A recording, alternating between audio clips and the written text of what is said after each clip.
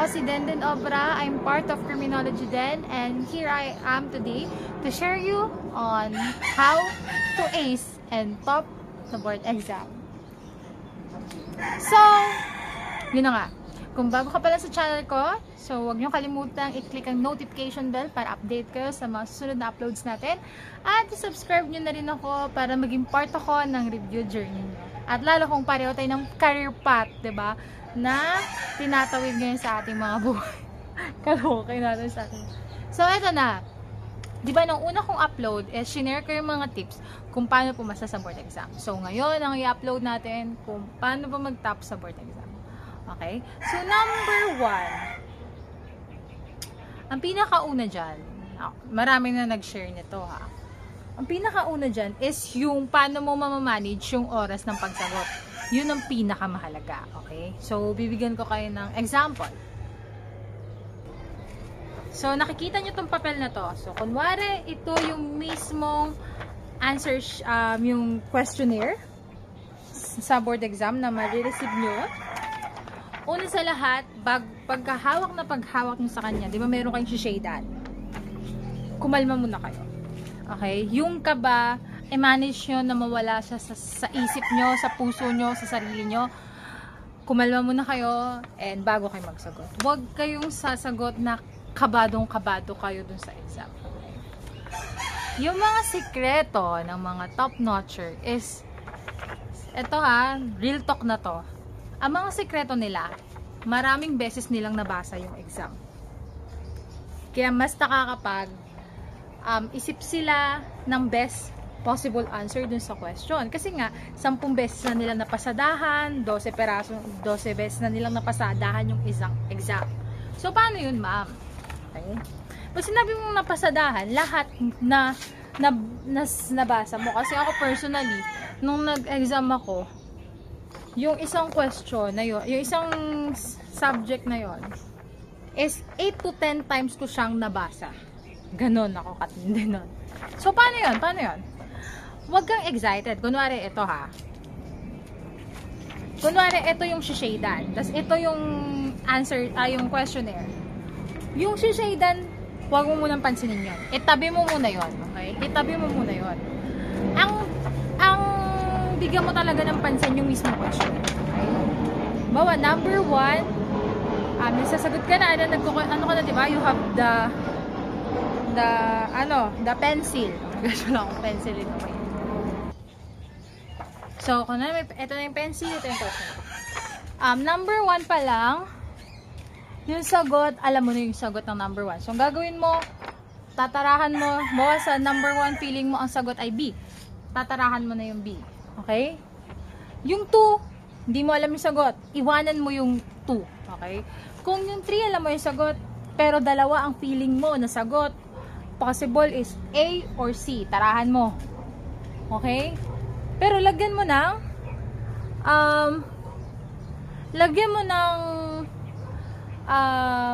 palatandaan kung ano yung first choice mo dun sa A and C. Kung ang first choice mo is A, lagyan mo tara yung A na first choice mo yan. Ganun na ganun lang. Kunwari, 4, hindi mo na alam, leave it blank. 5, so nangyari, scanning. Okay? Punta ka na sa second page, ganun pa rin, tinaraha-tarahan mo, 13, alam mo yung sagot, 16, alam mo yung sagot, tara-tara ka lang.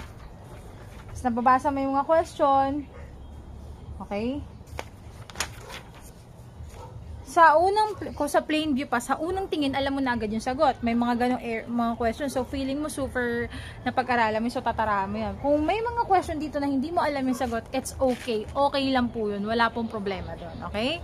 Kasi nga, ang goal mo is mabasa mo siya ng 8 to 10 times. Kasi ang mali kasi ng mga iba, ha? Kung ito yung sinishadan, nakita nila sa 28, alam nila yung sagot. Kunwari ang sagot sa 28A, ang ginawa niya, sinave niya na agad yung 28A. Mali. Hindi po ganun yun. Kasi what if yung ang sagot pala sa 28 nasa number 100? Diba?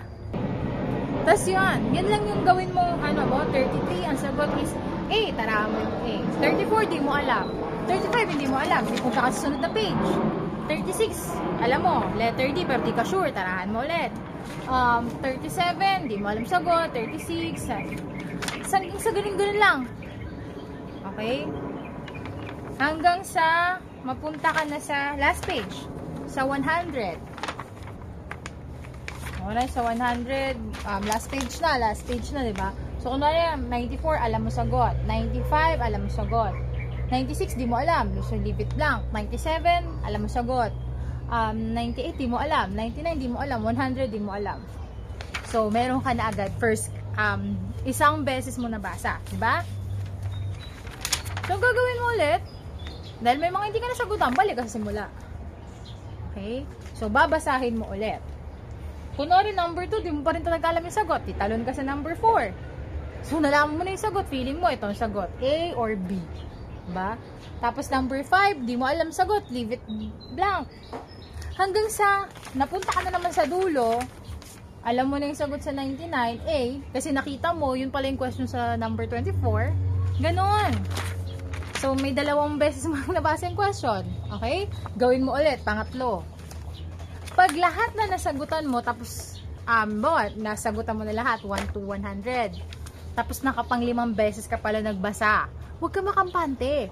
Reviewin mo ulit. 6. Pang 6 mong basa, tapos hanggang sa ano.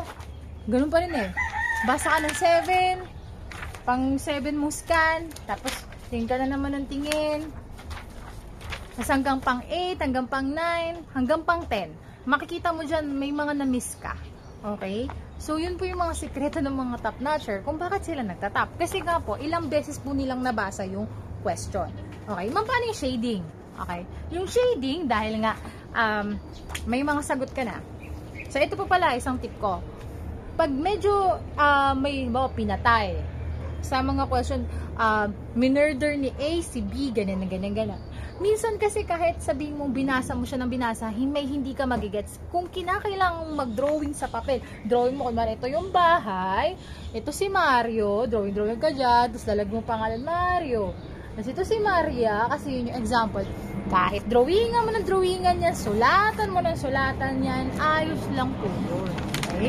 Sa mismo board exam. Diba? Drawing mo yan kasi gusto mo nga mag-gets. Yung question, okay lang po yun. Wala po problema doon. Ang problema nyo dyan, kung yung mismo pinagsishadean nyo yung madumi. Kasi nga, Scantron nga yung magbabasa, machine nga yung magbabasa. Kung ganun nga lang din kadumi, medyo problema yun. Okay? Baka hindi pa basahin ng machine sa sobrang dugyot. Okay? So, sa paglilipat na tayo ng answer. Gamitin mo yung natitirang 30 minutes. Grabe, sobra-sobra na yun para mag-shade ka lang, di ba? Gamitin mo yung natitirang 30 minutes o 1 hour para lang po mag-transfer ng sagot. Okay? Kung ano yung sagot mo ba? Sagot mo sa A, ay sagot mo sa number 1, A, tsaka mo siya isi-shade. Bawa, number 1 dito. Diba? A, B, C, D. Tsaka mo siya isi-shade sa A. Okay? So, ganun din gagawin mo sa 2, sa 3, sa 4, diba? Para hindi ko madumi yung answer sheet. Para po, malinis, mababasa na Scantron at the same time, confident ka pa na lahat ng pinasa mo is tama yung sagot. Diba? Nagigets nyo? Ganon din yung mga sinishare ko sa mga estudyante ko. Kasi ang nakikita ko talaga sa kanila, pinapractice nila. Pagka kukita nila na sagot ng A, shade na nila agad. Hindi ganon. Tarahan mo muna yan. Tarahan muna. Kaya pag ikaw nagsasagot sa board exam, kalmahan mo lang. Charot. Parang nagbabasa ng brochure. Ganun. Kung over kasi diba, sa mismo, minsan nagkakraming ka na o-overlook mo na yung mga mahalagang bagay. Yung mga except, diba, not, pareho pala yung letter A and C. Nakita mo na agad A, yun yung sinagot mo. O kaya nakita mo C, yung pala, nasa letter B din yung B and C pareho. Diba? Na-overlook model, nagmamadali ka. So, yun ang tamang pagsagot. Okay? Number 2. Sa akin kung ako yung tatanong. Memo Plus Gold, di ba may sasabi nila, uminom ka ng mga ginkgo, kasi ang generic brand ng Memo Plus Gold is Macopa Muniera, and Ginkgo biloba, di ba? Ang Ginkgo biloba nasa 7 pesos per, depende, may capsule, may ganon. So, sabi nila, uminom ka daw nun pampatalino. Personally, di ko ina-advise yun. Hindi ko ina-advise yung uminom nun para tumalino ka. Kasi ang isang box din nun, umaabot din ata ng 3,000. If I'm not mistaken medyo mahal ang Memo Plus Gold. Pero pag nag-branded, nag-generic ka, medyo mura. Ito kasi yan, oo nga, tatalas yung isip mo. Ang nangyayari kasi, dependent ka na dun sa ininom mo. Hindi ka na nag-aaral. Kasi nga, nakadepende ka na kasi tatalas yung memory mo. Anong silbi ng iniinom mo kung hindi ka naman nag-aaral at the first place? Ano yung i-refresh mo sa utak mo kung hindi mo naman nilagyan ng laman? So, napaka-useless din, ha? So, hindi ko ina-advise yung mga ganun. Ang ina-advise ko, mag-aral ka. Yun ang ina-advise ko. So, third tip is, lalo na kung ikaw ay self-review, i-follow mo lahat, diba? I-follow mo lahat ng mga vloggers natin, ng mga content creator natin na nagbibigay ng mga review, paunti-unti man, o ng mga information, paunti-unti man, o mga malalaki, diba? Tulad nito, subscribe mo to, yung mga ganitong sa YouTube content, nagko-content ng mga review, sa TikTok, sa, diba, sa lahat ng mga social media platforms. Bakit? Kasi po, ang goal kasi natin dito, kahit yung pahinga mo, wag mong gagamitin na masasayang. Paano yun? Bawa, nag-scroll ka lang ng phone mo. Kapag finalo mo kasi lahat yun, yun yung maglalabas sa FYP mo, sa For You page mo. Yun yung lagi mo makikita. So, ang ending, kahit nagpapahinga ka, nagre-review ka pa din, di ba? Okay? So, ang ikasunod nating tip ay pagsagot ng Q&A. Okay? 1,000 Q&A ang advisable ko. Pag hindi mo kaya at nilalagnat ka dahil sa 1,000 Q&A, pwede na yung 500 to 800. Pero ang advisable ko talaga is 1,000 Q&A per day. So, medyo nakakapagod po siya, pero kung gagawin mo lang naman siya ng mga 2 weeks, diba? Kasi kung lalo na kung rush ka na, rushing to the so, yun. Sa mga tips natin is pag-aralan mo yung TOS, okay? Kasi nga po, bago po yung TOS, alamin mo yung kalaban at ang ating kahinaan, okay? Another tip is know your strength and know your weaknesses. Ano yun? Ano yung application sa trabaho?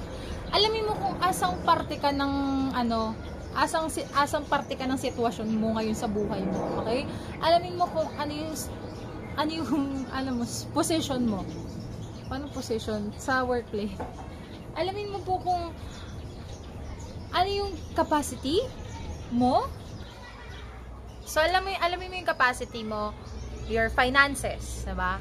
Emotional, stable ka ba ngayon? Physically stable ka ba ngayon para mag-take ng board exam? So, bakit ma'am inaalam pa? Ganito. Kasi most of my students kasi they're not yun nga, 'di ba? Medyo lahat naman tayo kailangan nating inaayos yung finances natin. If you can afford to bring yourself in a review center, go on, okay? So mas okay pong mag-review center kung meron ka namang pera, okay? Sa mga wala pong pera, hindi naman po natin sila pwedeng pilitin para kasi nga wala eh. So, sino pong makakaintindi ng struggle ng kapwa natin mahirap, kundi yung mga mahihirap din, di ba? So, kung ikaw, medyo gipit ka po sa pera, ito lagay mo sa isip mo. Walang review center o walang eskwelahan, walang tao nagmomonopolya ng karunungan sa mundong ito. Okay? Lahat ng knowledge, lahat ng mga sources, lahat ng mga possible na maging questions sa board exam, andyan. Nakalatag yan sa internet. Yung mga katulad namin, nagle-lecture kami ng libre online. Pinag-aralan nyo na sa school nyo, tinuro na ng professor nyo before, wala po nagmumonopolya. Ang kailangan mo lang gawin, aralin mo yun. Okay? Other would say, mag-review center ka para pumasa ka. Eh, wala kang gagawin mo dyan. Kahit yugyugin mo yan, wala nga pang review center yan. So, kung ganun po ang sitwasyon, huwag ka pong malulungkot. Kasi, nagsisimula yun sa mindset natin po. Ang mindset mo, feeling mo babagsak ka dahil hindi ka nag-review center. Para sabihin ko sa'yo, wala na, tapos na yung laban. Ayoko na mag-video. wala na po akong, wala na po akong dapat sabihin. Kasi nga, ikaw na yung nag-end dun sa pananaw mo eh. Na parang sa, babagsak ako kasi hindi ako nag-review sa'yo. Maniwala ka sa sarili mo, papasa ka. Kahit hindi ka mag-review center. Dapat nga, yan yung gawin mong strength, yan yung gawin mong lakas. Para, ipasa mo. Kasi nga, hirap ka rin sa buhay, oh. Wala din eh. Kapag hindi pa ako pumasa dito, sayang lang din yung gastos ko. Wala na. Hindi mo na afford na bumagsak. Yan yung itatanim mo sa utak mo. Maniwala ka sa kay papasa ka. Kasi mismo yung mechanism sa utak mo na yung magtatrabaho na, alam mo yon, kinondisyon mo na yung sarili mo na papasa siya. So, kailangan niya magtrabaho. Yung mga tinuro na sa kanya before, kailangan niyang i-recall. Kasi nga, nakaset yung utak mo doon. Okay? Kasi yung brain natin, napaka makapangyarihan yan eh. Minsan nga, pag sa gabi, sabihin mo sa sarili mo, hindi ako i-condition mo yung utak mo na, sabi mo, kung malikot ka matulog, sabihin mo sa utak mo, hindi ako gagalaw, hindi ako maglilikot matulog. I-condition mo siya na dapat pagising ko, ganito pa rin yung higa ko. Pagising mo, ganun pa rin. Diba? Okay, i-condition mo isip mo na bukas gigising ako ng 2 AM, gigising ako ng 2 AM, gigising ako ng 2 AM. Hindi pwedeng hindi ako gigising ng 2 AM. So, dahil sa makapangyarihan nga, yung powerful yung brain natin, siya yung mismo magsiset na alas 12 na, gumising na ako. And eventually, gigising ka nga ng 2 AM. Kasi dun siya nakaset. So, gamitin natin yung utak natin. Kasi makapangyarihan na yan eh. Iset mo na, kailangan kong pumasa. Kailangan kong pumasa. Kasi nga, hirap kami sa buhay. 'Di ba? Alam nyo ba, mas nagiging delikado yung mga nasa comfort zone. 'Di ba? Bakit? Kasi komportable na sila eh. Komportable na sila na pumasa man ako, bumagsak sa board exam na to. Kakain pa rin naman ako eh. May pera pa rin naman ako eh. May kaya yung parents ko eh. So, medyo sila yung delikado sa ganun eh. Pero ikaw, kung ikaw mahirap ka na, diba?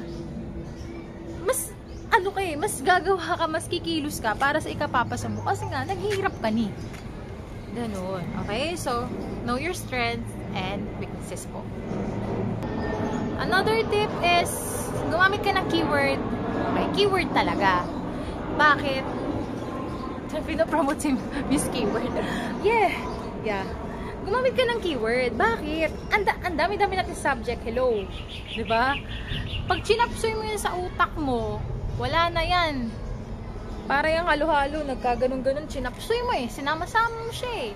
Ang gawin mo po, para siyang sa utak mo, i-organize mo yun. Di ba pagka nag-organize tayo ng libro, iba yung subject na Leia, iba yung subject na CLJ, iba yung gamit natin sa pang-school, iba yung gamit natin pang-work, iba yung libro natin for personal development, diba?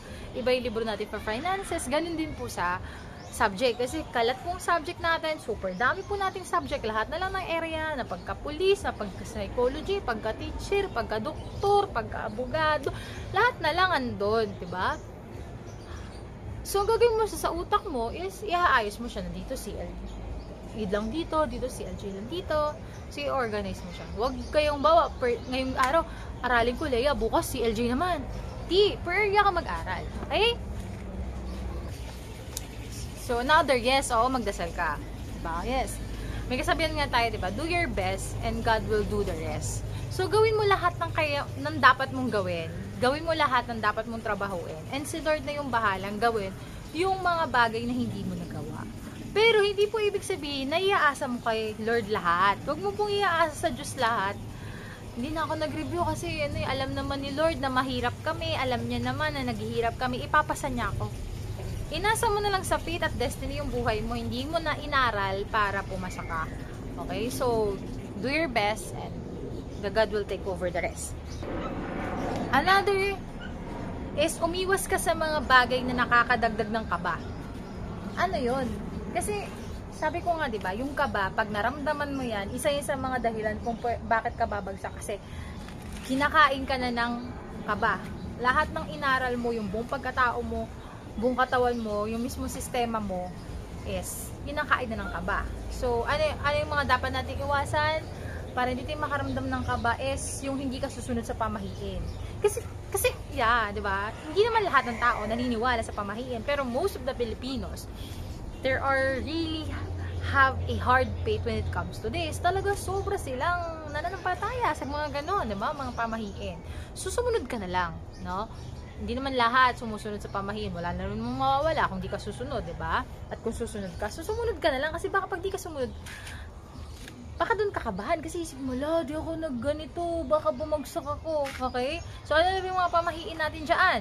Nakapula ang panty at bra, o brief mo, nakapula, ipatasan mo yung lapis mo sa mga top notcher, pero again ha, hindi ko sinabi na kapag pinatasan mo yan sa top notcher, magiging top notcher ka rin o papasa ka rin, no? Susunod mo lang yung pamahiin para di ka nga naman kabahan, di ba? Kasi pag yung lapis kasi, wait lang, ako rin yung lapis. Kasi kumari, ito yung lapis na yung pinatasan mo sa instructor mo, favorite mong professor, super talino mong professor, super, nag-top notcher, medyo parang nakakadagdag ng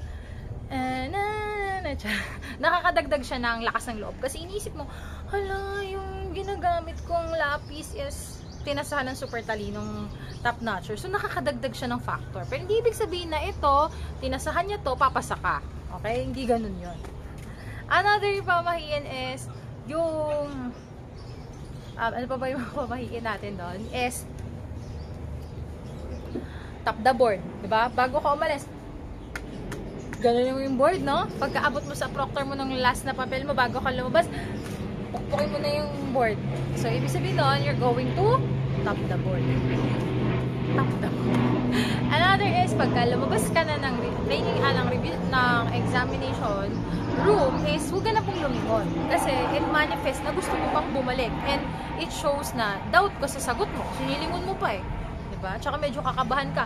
Ito ha, yung paghihintay po natin ng result is torture na yan. Okay, after nyan, ilang buwan ka mag-aantay, everyday kang tino-torture kasi ang dami nagkakalat sa social media. Lalabas na mamayang gabi yung result kit. Wala naman. So, kakabahan ka, diba? So, nagiging torture yung waiting nun. Tapos, naisip ko, lumingon pa ako. Siguro bagsak ako nung palabas ako ng examination room, lumingon pa ako, di bagsak ako, di nakadagdag pa sa kaanuhan mo yun, di ba? Sa pinag-iisip mo kasi nga. Susunod ka na lang, no? Iwasan mo yung mga bagay na makakadagdag sa'yo ng kaba. Okay? At ano pa yung mga bagay na nakakadagdag sa'yo ng kaba? Makipag-chismisan, di ba? Nakipagkwentuhan ka dito, nakipagkwentuhan ka dito, nakipagkwentuhan ka doon, nakipagkwentuhan ka doon. Tinanong mo si ganito. Lalo na yung may sa mga review, sa mga mismo araw ng take, kakabahan ka kasi kakabigay pa lang sa kanya ng papel, ito ha, kakabigay pa lang sa kanya ng papel, 1 hour pa lang, tapos na siya. Siyempre, pagkatapos na siya, din magtitingin na kayo. Sasabihin niya, tapos na siya. Maya-maya, may magpapasa na naman, tapos na sila. So, ikaw, medyo mabagal kang magsagot, kinakabahan ka, so bibilisan mo, huwag kang magpa-apekto sa kanila. Yung proctor, aantayin ka niyan, kahit super basta hindi lang maubos yung oras. Huwag kang magpapadaan ng kaba sa kanila, di ba? Siguro, kaya super bilis nila is nag-manifest na sobrang inaral nila yung exam. Kaya nung pagkita nila, basic na sa kanila, sinade na natapos na sila. Ito kasi, ang goal mo is mabasa yung question ng 8 to 10 times. Yung mga ganong pabilisan, applicable lang yan pag midterm mo, finals mo, di ba? Pero pag board exam yun, hello, pag bumagsak ka, ulit ka, no? At mag-uusapan ka pa pag bumagsak ka, 'di ba? So parang lasi, hindi mo pwedeng isugal yung time na yon dahil nakikipagmadalian ka sa kanila. Huwag mo silang pakialaman, okay? Sagutin mo yung question, ubusin mo yung oras. So last tip, hindi ko alam kung gagawin nyo to, pero ito yung pinaka-importante sa lahat dahil umabot ka sa video na to na hanggang dulo. So, sasabihin ko yung naging sikreto ko dun kung bakit ako nag-top sa CLE na yan is, ito yung pinaka-sikreto ko dun, okay? I think baka makita nyo na parang a bit awkward, pero actually ito talaga yung ginawa ko. Bawat letter oh my gosh, wait lang, wala ng exam paper.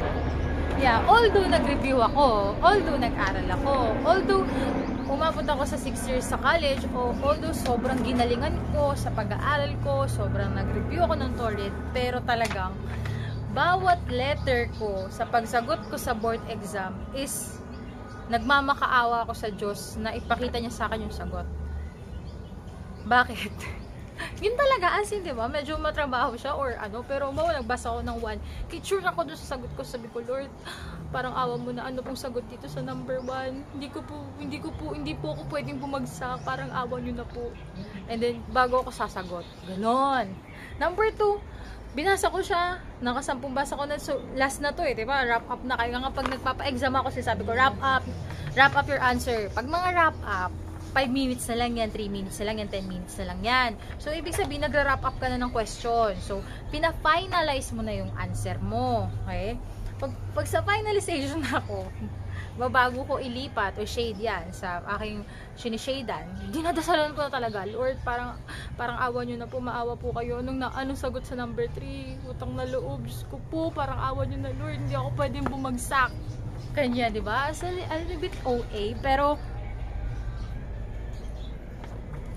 yan, shinare ko na sa inyo. Yun po yung pinakasekreto ko doon na kung bakit yun. Kaya kung bakit kahit 2 weeks lang ako nag-review, kung bakit kahit hindi ako nag-review center, diba? Talagang lahat ng answer ko talagang sinangguni ko talaga sa Diyos, na parang yung buong buo yung loob ko talagang dinadasal ko yun, na parang nagtatawag na ako ng lahat ng santo per number. Hindi ko sinabi sa sarili ko na number 2, ay alam mo, sagot.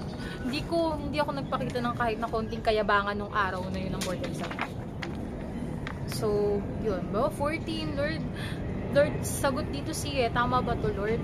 Parang awa nyo na, Lord. Hirap na hirap talaga kami, Lord. Hindi ako pwedeng bumagsak. Ganyan. So, yun. So, sana. So, yun. Tapos na. So, sana may natutunan kayo sa akin kung paano mag-top sa board exam. And, kung yung mga naging R-Cream na ngayon na nanonood na dito sa channel na to, congratulations.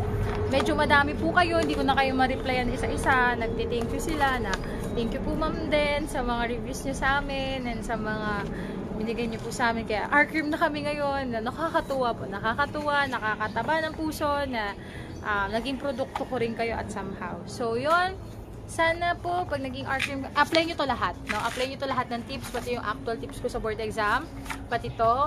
And kapag naging R-Cream na po kayo, huwag nyo po sana kaming kalimutan na balikan. Balikon. So yan, thank you so much po, and sana po huwag nyo po kalimutan na i-share tong tips na to sa iba. I don't promote any books or review center kasi nga yun nga, I'm really on to helping those hirap nga po sa pera when it comes to have an access to a pre-review and materials. So yeah, huwag niyong kalimutan na i-follow ka sa lahat ng aking social media account, Criminology din sa lahat po ng aking social media account, including TikTok, Instagram, Facebook page, and YouTube. So yeah, thank you so much po, and see you sa susunod kong video.